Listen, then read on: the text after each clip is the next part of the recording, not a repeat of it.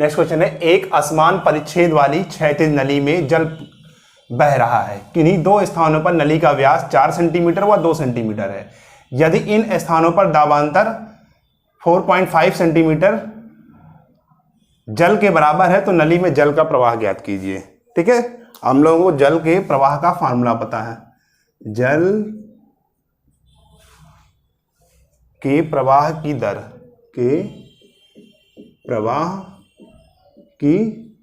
तो जल के प्रवाह की दर क्या है?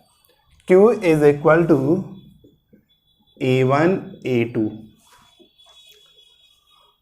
अंडर रूट 2GH, ठीक है, अपान A1 square minus A2 square. ठीक है, अब यहां से Q इज इक्वल टू क्या हो जाएगा? पाई R1 का स्क्वायर इंटू पाई R2 का स्क्वायर। ये एरिया होता है ना, सर्कुलर एरिया है, तो पाई R स्क्वायर होता है, तो वही pi R1 square plus pi R2 square under root 2GH pi पाई R1 का स्क्वायर का whole square minus pi R2 के स्क्वायर का होल स्क्वायर। क्या आ गया?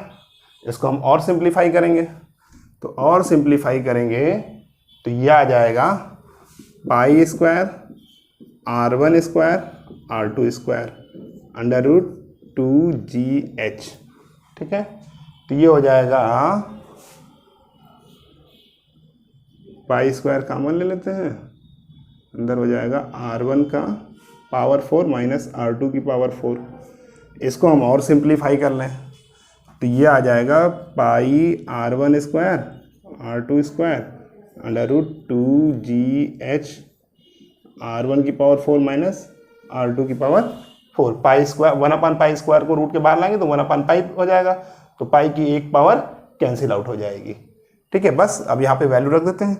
पाई की वैल्यू 3.14, ठीक है, और R1 कितना दिया हुआ है?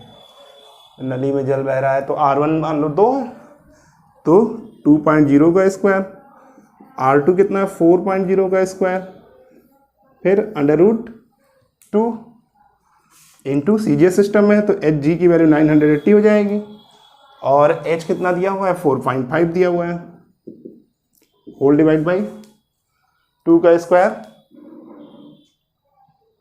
ठीक है,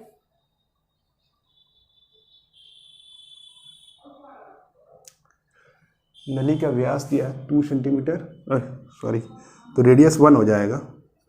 ठीक, 1 का स्क्वायर, तो ये हो जाएगा 2 की पावर 4 माइनस 1 की पावर 4। ठीक है, अब इसको हम लोग सॉल्व कर लेते हैं, तो ये हो जाएगा 3.14 इंटू 4, 1 का स्क्वायर 1 मल्टीप्लाई 1 तो 4 ही हो जाएगा।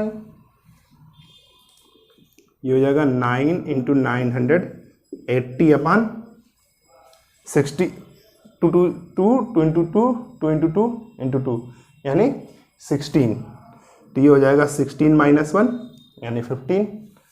ठीक है, तो इसको हम और सिंप्लीफाई करें तो 3.14 इंटू 4 अंडर रूट 980 अपान 15। ठीक है, तो 15 का मतलब, इसको हम लोग अब सॉल्व कर लेते हैं। ठीक है, इसको जब सॉल्व करेंगे तो हो जाएगा 3.14 इंटू 4। ठीक है, ठीक, और आएगा इंटू 3 और 5। ठीक है, अपान अंडर रूट 980 अपान 15। ठीक है, ये आ जाएगा 3.14 इंटू 4 इंटू 3 7 49 49। ठीक है, 7 49, ये आ जाएगा इंटू 7 इंटू अंडर रूट 20 अपान 15।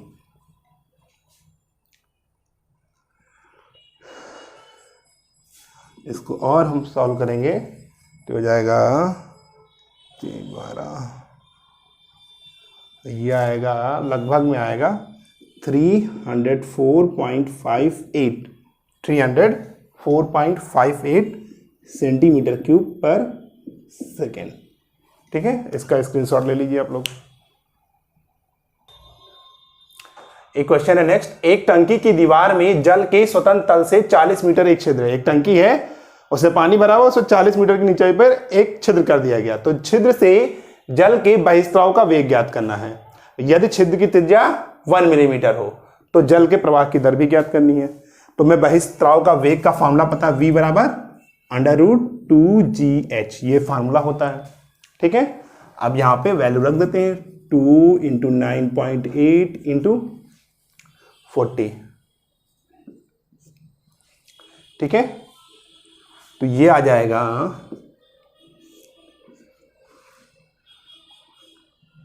2 × 9.8 × 40, तो ये हो जाएगा 196 × 4। ठीक है, 196 × 4। तो 196 का रूट कितना होता है 14, और 4 का 2, तो यानी 14 × 2, यानी कितना आ गया 28। ठीक है, मीटर प्रति सेकेंड। अब हमें क्या निकालना है, प्रवाह की दर।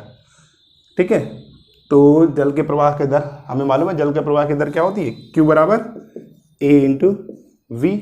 ठीक है, A कितना है यहाँ पे, एरिया ऑफ क्रॉस सेक्शन, यानी πr² × V। ठीक है, तो पाई की वैल्यू 22/7, और R कितना है 1 मिलीमीटर, यानी 1 × 10⁻³ 1 × 10⁻³ का स्क्वायर इंटू V की वैल्यू अभी कितनी आई है 28 आई है, तो ये हो जाएगा 22, ठीक है, इंटू 4 × 10⁻⁶। ठीक, तो ये हो जाएगा 88 × 10⁻⁶। ठीक है, या इसको लिख सकते हैं हम 8.8 × 10⁻⁶ मीटर क्यूब पर सेकेंड। ठीक है, ये आ गया जल के प्रवाह की दर। तो बहिस्त्राव का वेग क्या हो गया 28 मीटर पर सेकेंड, और जल के बहिस्त्राव की दर Q बराबर 8.8 × 10⁻⁶ मीटर क्यूब पर सेकेंड। नेक्स्ट क्वेश्चन है, एक टंकी में 35 मीटर की ऊंचाई तक जल भरा है तथा जल के स्वतंत्र तल से 7 मीटर के नीचे टंकी की दीवार में 1 सेंटीमीटर त्रिज्या का छिद्र है। तो 35 मीटर की एक टंकी है जिसमें जल भरा है और 7 मीटर के नीचे टंकी की दीवार में एक छेद कर दिया गया है। ठीक है, यानी ठीक, और उस छेद की त्रिज्या दी हुई है। तो हमें जल का बहिस्त्राव वेग निकालना है, जल के प्रवाह की दर ज्ञात करना है, जल का परास ज्ञात करना है, साथ ही साथ जल के स्वतंत्र तल से वह दूरी ज्ञात करनी है कि जहां पर अगर हम छेद कर दें तो उसका परास वही हो जो 7.0 सेंटीमीटर दूरी पर है, तथा स्वतंत्र तल से वह दूरी जहां परास अधिकतम हो, और अधिकतम परास निकालना है। ठीक है, इस क्वेश्चन का स्क्रीनशॉट ले लीजिए क्योंकि इसको हम इरेज करेंगे। ठीक है, तो हमें क्या निकालना है, बहिस्त्राव वेग निकालना है। तो V = √2GH। ठीक है, तो यहां पर हमें सबसे पहले G की वैल्यू जहां नहीं दी होती वहां पर 9.8 लिखते हैं, और H क्या है 7 है, तो V √2 × 9.8 × 7। ठीक है, तो ये कितना आ जाएगा 19.6 × 7 √, तो ये आ जाएगा 137.2। इसका हम रूट निकालेंगे तो ये लगभग आएगा 11.7 मीटर प्रति सेकेंड। तो हमारा ये पहला पार्ट निकल गया। पहला क्या रहा था, जल का बहिस्त्राव वेग। तो जल का बहिस्त्राव वेग क्या होता है, V = √2GH, तो √2 × 9.8 × 7 कर दिया, तो इसको मल्टीप्लाई किया 2 × 9.8 19.6 × 7 पूरे का रूट, तो इसको मल्टीप्लाई किया तो क्या हो जाएगा √137.2, तो इसको जब रूट लेंगे तो यह आ जाएगा 11.7 मीटर पर सेकेंड। ठीक है, अब हमें दूसरा क्या निकालना था, जल के प्रवाह की दर।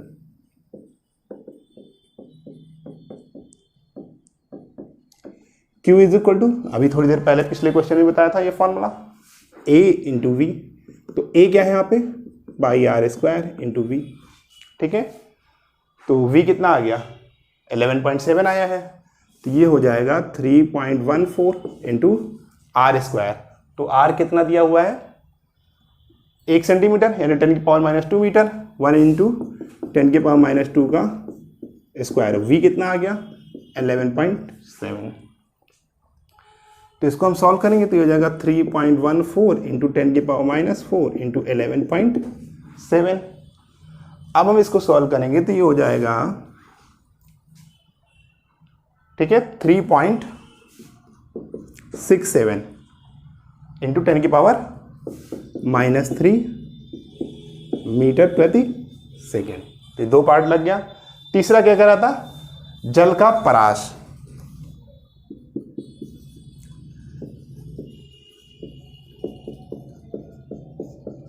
ठीक है, तो जल का परास निकालने का फॉर्मूला क्या होता है, 2 इंटू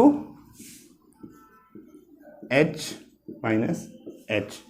ठीक है, तो ये आ जाएगा 2√7 इंटू 35 माइनस 7। इसको जब हम सॉल्व करेंगे तो क्या हो जाएगा, 2√7 इंटू 28।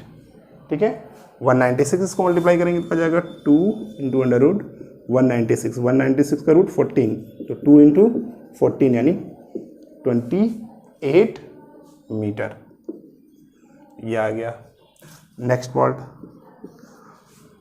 क्या कह रहा है, टंकी जल के स्वतंत्र तल से वह दूरी ज्ञात करनी है जहां पर हम छेद करें तो उसका परास उतना ही हो जितना 7 मीटर की गहराई पे किया था। ठीक है, तो टंकी में छिद्र के स्वतंत्र तल से चाहे H गहराई हो या H माइनस H गहराई हो, परास समान होता है।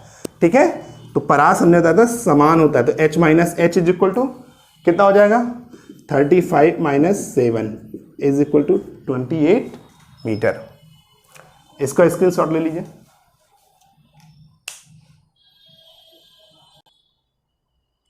क्षैतिज परास के अधिकतम मान के लिए छिद्र टंकी के जल के तल के बिल्कुल बीचों बीच में होना चाहिए। हमने डेरिवेशन कराया था ना, वहां पे क्या करता है, अधिकतम परास कब मिलता है, जो भी जल भरा हुआ उसके ठीक बीचों बीच में अगर हम छेद कर दें तो हमें अधिकतम परास मिलेगा।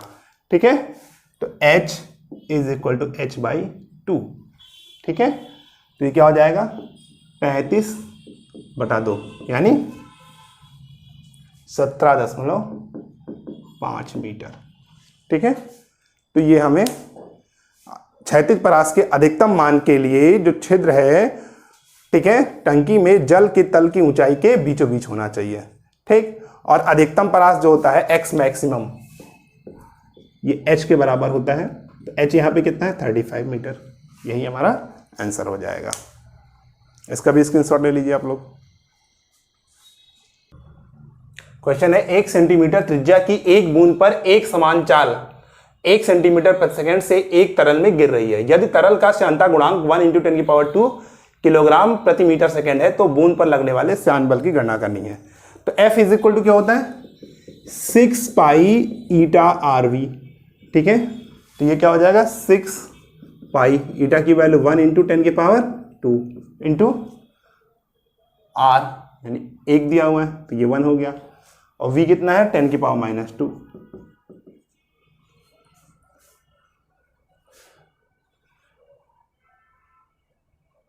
ठीक है, R 1 सेंटीमीटर है ना, तो इसको हम लोग कन्वर्ट कर लेते हैं मीटर में, तो ये हो जाएगा 1 इंटू 10 की पावर माइनस 2।